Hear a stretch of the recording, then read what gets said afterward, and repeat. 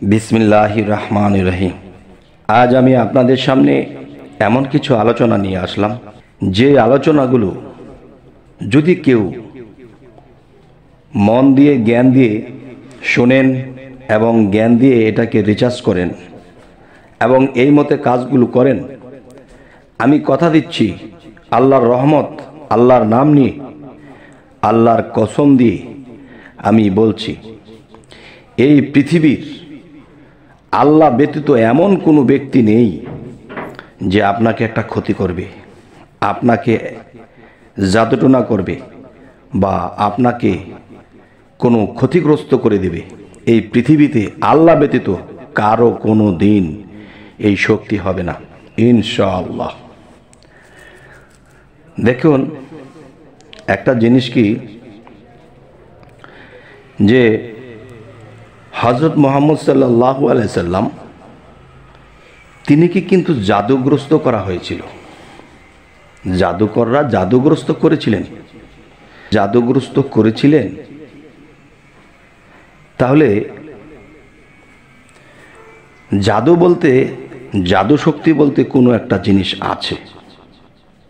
যদি না থাকতো তাহলে হযরত মুহাম্মদ সাল্লাল্লাহু আলাইহি সাল্লামকে জাদুগ্রস্ত করতে পারতেন না। তাহলে আমি বলছি, এই জাদুগ্রস্ত হতে রক্ষা পেতে হলে, বাঁচতে হলে কি করতে হবে, এবং রাস্তাঘাটে কোনো বিপদ আপদ থেকে রক্ষা পেতে হলে আমাদের কি করতে হবে। আমাদের ব্যবসায় বিপদ, চাকরিতে বিপদ, এবং দেখা যায় আমাদের সমাজে বিপদ, ফ্যামিলিতে বিপদ। কেন? তাই আমি এক এক করে বলছি। সেটি দেখুন, যে আপনি দেখেন সূরা ফাতিহা 11 বার এবং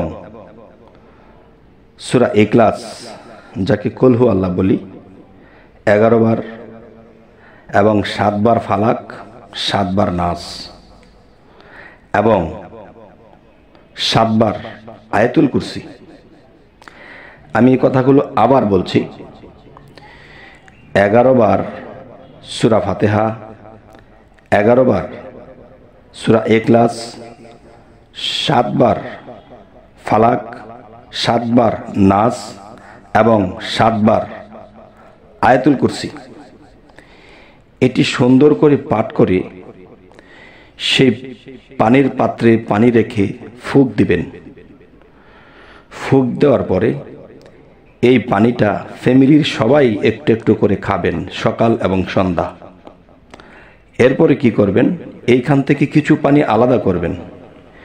কিছু পানি আলাদা করার পরে এই পানিটা আপনার যে ঘরে আপনারা ফ্যামিলিতে থাকেন, একটা ফ্ল্যাট কিংবা ঘর, প্রত্যেকটা দরজায় জানালায় একটু একটু করে চৌকাঠের মধ্যে আঙ্গুল দিয়ে ছিটা দিয়ে দিবেন, সকাল এবং সন্ধ্যা।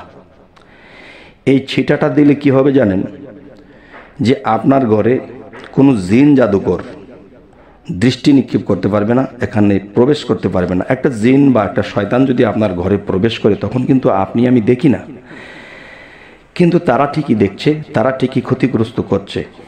তখন আপনারা যে সেই পানিটুকু খেয়েছেন, তখন আপনাদের শরীরে কোনো সমস্যা করতে পারবে না, কোনো জাদুবান মারতে পারবে না। এক।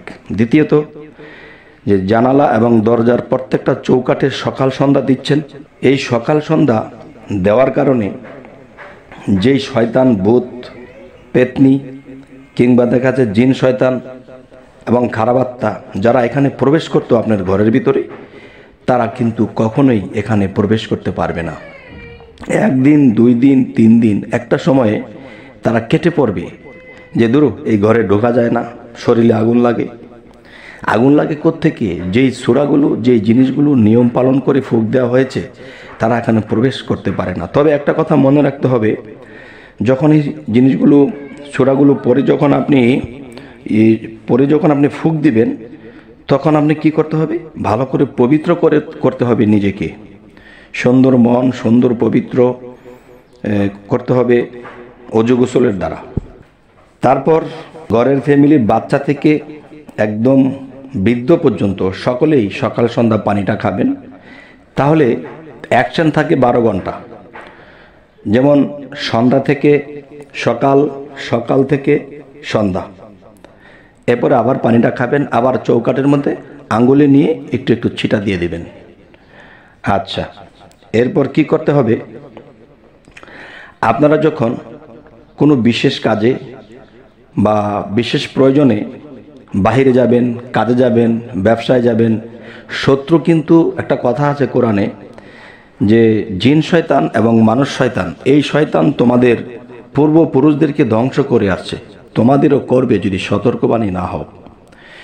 তখন ঘর থেকে বের হওয়ার আগে সেই পানিটা খেয়ে বের হবেন এবং সেই সূরাগুলো আবার পরে নিজের মধ্যে ফুঁক দিয়ে আল্লাহকে একটি সিজদা দিয়ে চলে যাবেন। ইনশাল্লাহ পথ চলার পথে কোনো দুর্ঘটনা, পথ চলার পথে কোনো জাদুগ্রস্ত করবে কেউ, তাও পারবে না। কেউ আপনাকে লস করে দেবে ব্যবসায়, তাও পারবে না। কেউ আপনার মানহানি করবে, সে এটাও পারবে না। কেননা আপনি যখন এই কাজগুলো বের হয়েছেন, এই কাজগুলো করে, তখন আল্লাহ কি করেছে? আপনার মাঝে বা আপনারই মাঝে আল্লাহ রহমতের ফেরেশতাদেরকে লাগিয়ে দিয়েছে যে হে রহমতের ফেরেশতারা, তোমরা আমার এই বান্দাকে দেখে রেখো, তার যেন কোনো অনিষ্ট না হয়।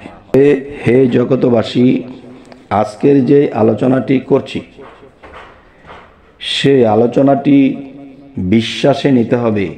যদি আল্লাহর কালাম, আল্লাহর এই কোরআনের এই বিষয়গুলো যদি কেউ অবিশ্বাস করে, তাহলে দেখা যায় কি তার জীবনে একুল ওকুল সকল কুলই হারাবে। এবং রহমতের ফেরেশতারা আপনাকে যখন গাইড দিয়ে রাখবে, দেখে রাখবে, তখন আপনি কি করবেন? হাঁটতেছেন, চলতেছেন, একটা নাম জপনা করতে থাকবেন।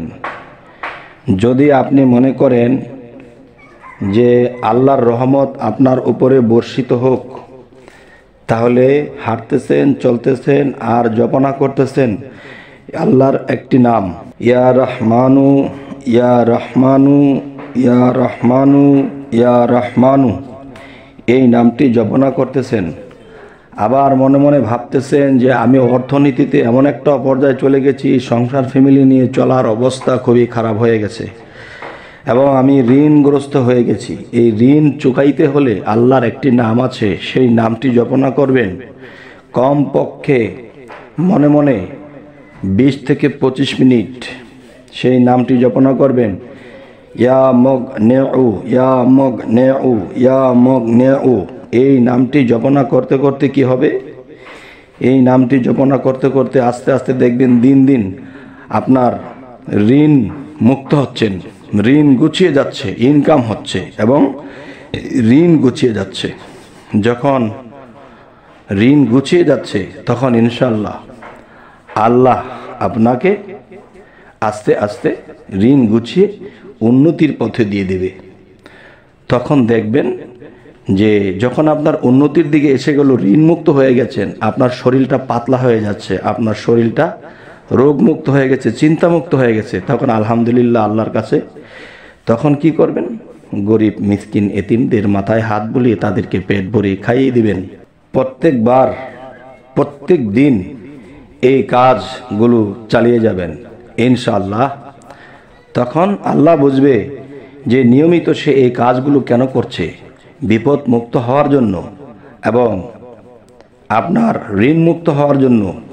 এবং কত মানুষের প্রবঞ্চনা, কত জিন শয়তান, খবিশ শয়তান, খারাপাত্মা, তারাও শয়তান, এইসব শয়তানের হাত থেকে রক্ষা পাইবার জন্য করতেছে। তখন আপনি যদি প্রতিদিন এই নিয়মগুলো করেন, তাহলে রহমতের ফেরেশতা দিয়া আপনাকে ঘিরে রাখবে, আপনাকে কখনোই সে বিপদগ্রস্ত হতে দেবে না। আর আমরা এই জিনিসগুলো জানি কিন্তু মানি না, আর না মানার কারণে বিপদগ্রস্ত হই। তখন আল্লাহকে এটা সেটা বলি, আল্লাহ তুমি দেখলা না, আল্লাহ তুমি চাইলা না। আসলে কিন্তু আল্লাহর কোনো দোষ নেই, সকল দোষের দোষী আমরা।